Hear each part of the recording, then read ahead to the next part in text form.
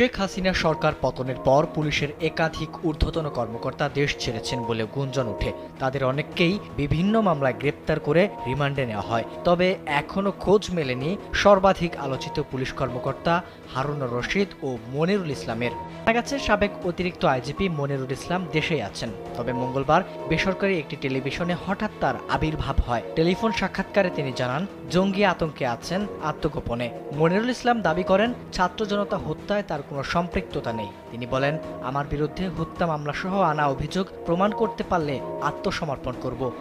ছাত্র আন্দোলন দমাতে সাবেক প্রধানমন্ত্রী শেখ হাসিনার কাছ থেকে ৪ আগস্ট ২৫ কোটি টাকা এসবির আত্মসাতের ব্যাপারে জানতে চাইলে তা অস্বীকার করেন মনিরুল ইসলাম। দেশের ঊর্ধ্বতন এই কর্মকর্তার দাবি, এসবি থেকে সরকারকে একাধিকবার রিপোর্ট দেওয়া হয়, শক্তি দিয়ে দমানো যাবে না বৈষম্য বিরোধী ছাত্র আন্দোলন।